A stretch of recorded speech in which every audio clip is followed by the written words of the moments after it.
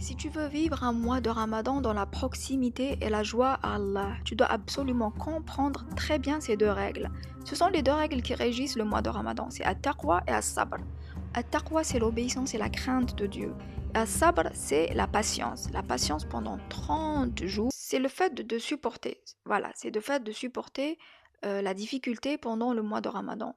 Ne pas manger, ne pas boire, ne pas suffisamment dormir, peut-être être dérangé dans mon rythme quotidien et tout ça. Et taqwa, c'est le fait d'obéir à Dieu dans toutes mes actions, dans toutes mes paroles, dans tous mes gestes, dans même mes pensées, dans mes pensées, dans mes pensées. C'est-à-dire que par exemple, même si je sors et que je vois des choses qui ne me plaisent pas, que je n'aime pas, je dois garder des pensées de rahma envers tout ce que je vois que je n'aime pas. D'accord? Je ne dois pas avoir des pensées de critique et de haine et d'impatience et toutes ces choses-là. Je dois rester dans la taqwa, l'obéissance et la crainte de Dieu et as-sabr.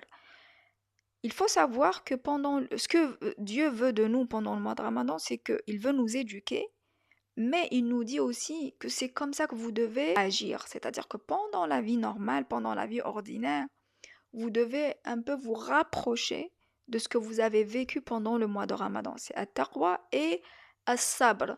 Pendant le mois de Ramadan, moi je vous entraîne. Il nous fait un entraînement, il nous fait un stage, Allah. Il nous fait un stage pour qu'on apprenne la proximité de Dieu, pour qu'on apprenne la joie de la proximité. On ne peut l'expérimenter que pendant le mois de Ramadan. Dieu nous fait un stage. C'est comme si tu vas quelque part, on va te dire qu'après une semaine, c'est ce que tu vas expérimenter. Pendant le mois de Ramadan, il faut que j'arrive à cette proximité à Allah. Parce que une fois que j'ai expérimenté ça, il faut que j'apprenne à garder ça après le Ramadan.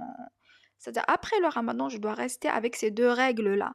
At-taqwa, la crainte et l'obéissance à Dieu, et as-sabr, parce que les épreuves, elles vont pas se terminer. Elles vont pas se terminer.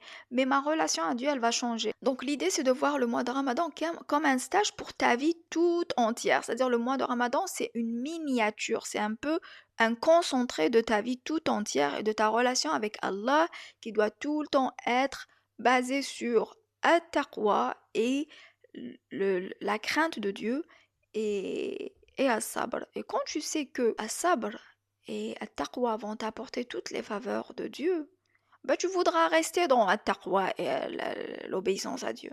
Tu vas vouloir faire des efforts pour Dieu. Par exemple, les gens qui me disent je connais pas l'arabe, je sais pas l'arabe, ça veut pas dire que ça t'empêche de lire le Coran.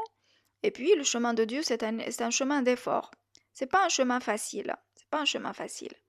C'est un chemin d'effort. Donc tu vas faire des efforts dans ta marche vers Dieu, soit en apprenant la langue arabe, soit en étant patient dans ta vie, soit en faisant beaucoup de prières la nuit, soit en faisant beaucoup d'invocations avec, soit en lisant beaucoup le Coran, soit en faisant tout ça. Donc le chemin de Dieu, c'est un chemin d'effort. Donc ça, c'est une règle, il faut l'accepter, c'est comme ça. Et c'est un chemin de patience et c'est un chemin de taqwa.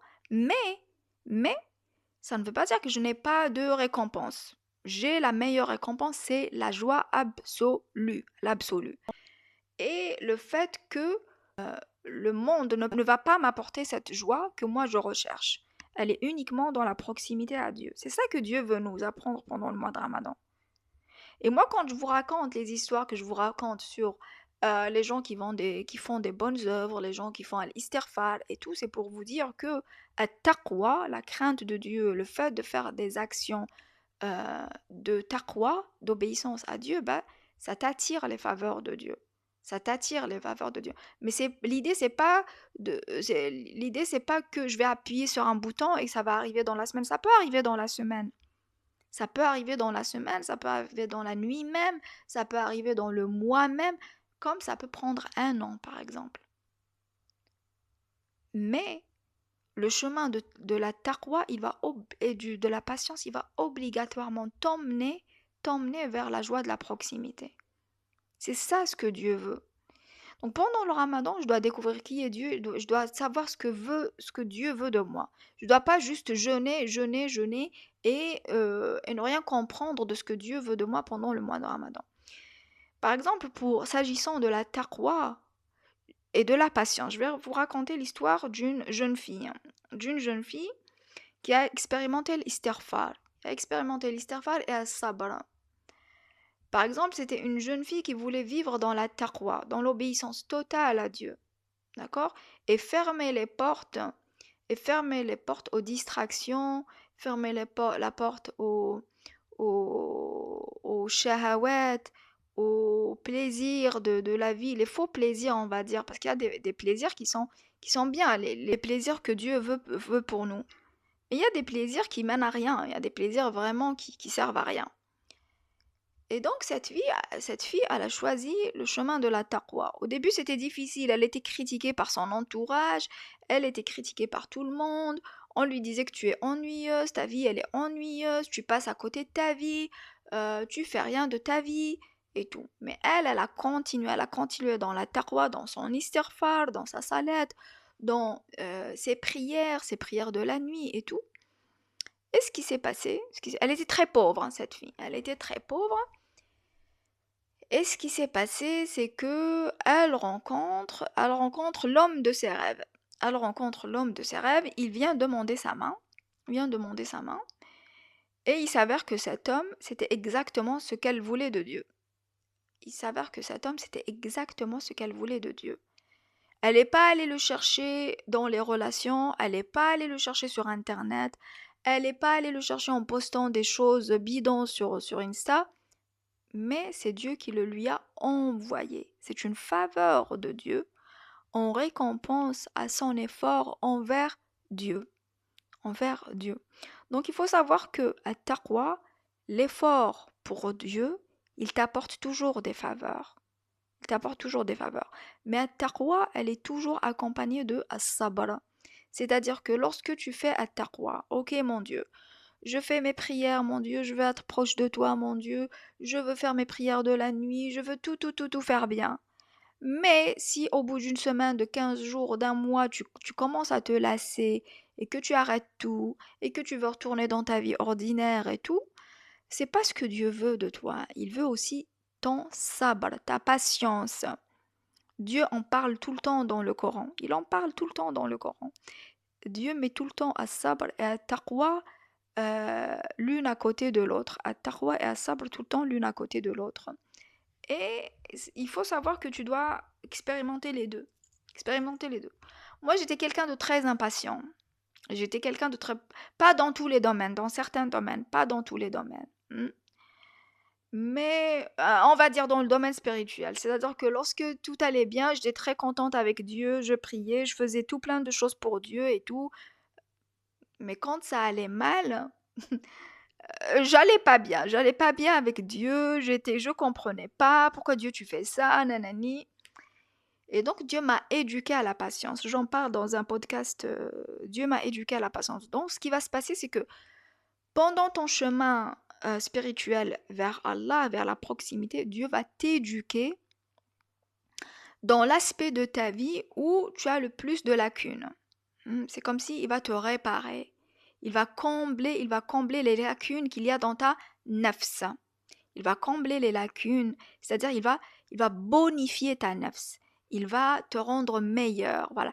Qu'est-ce qu'il va faire Dieu? Il va faire la tazkiya. Il va faire la tazkiya pour ta nafs. C'est-à-dire la tazkiya, c'est nettoyer quelque chose de toutes les choses qui sont pas bien, qui sont pas belles et tout. C'est pour ça qu'on fait la zakat. Pourquoi on fait la zakat? C'est un peu pour nettoyer notre nafs.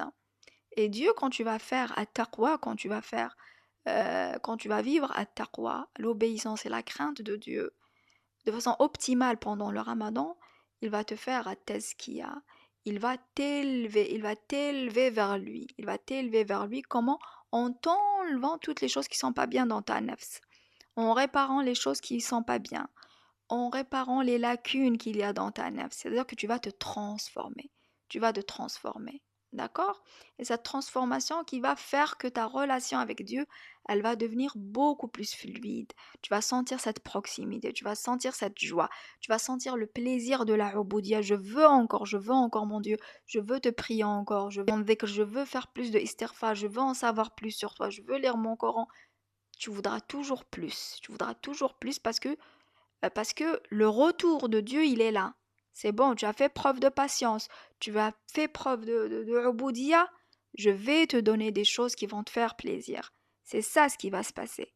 Quand tu comprends les deux règles de la taqwa et de as-sabr et te dire que Dieu me met dans un stage pendant le Ramadan pour que je vive avec ces deux règles-là après le mois de Ramadan, quand Satan va venir et qu'il voudra détruire tout ce que tu as construit pendant le Ramadan, tu vas lui dire à Satan, non, j'ai compris ce que Dieu veut de moi. Il veut que je vive avec ces deux règles-là. At-taqwa, la crainte et l'obéissance à Dieu, et as-sabr, la patience. À chaque fois que je vois quelque chose qui va pas dans mon sens, qui me déplaît, que j'aime pas, qui m'énerve, je vais faire preuve de patience parce que c'est ce que Dieu veut de moi. Et je sais que Dieu va me donner des faveurs. Je sais que Dieu va tout faire pour mettre de la joie dans mon cœur. Et la joie que Dieu va mettre dans ton cœur, tu vas le trouver ni dans les magasins, ni dans les rues, ni dans les réseaux sociaux, ni dans les relations, ni nulle part. Ni nulle part. C'est une joie à laquelle tu ne peux rien comparer. Tu vas juste l'expérimenter. La joie de la proximité. Et c'est ça que tu dois viser. C'est là que tu dois aller, c'est ça que tu dois aller. C'est pas l'idée de je mange pas, je bois pas, je dors. Non, c'est pas ça. Donc je vive avec la taqwa et as-sabr après le mois de Ramadan. Et c'est ça qui va t'ouvrir les portes à la proximité. Tu vas devenir parmi les muqarrabin, les proches de Dieu, ceux que Dieu aime, ceux que Dieu veut contenter. Et il va te contenter. Il va te contenter. Maintenant, tu connais le chemin, tu connais le code, tu dois juste appliquer le code. Tu vas devoir faire des efforts. Mais après l'effort, tu auras ta récompense. Voilà pour aujourd'hui. N'oubliez pas de liker, de vous abonner, de commenter, de m'attendre au prochain podcast. Au revoir.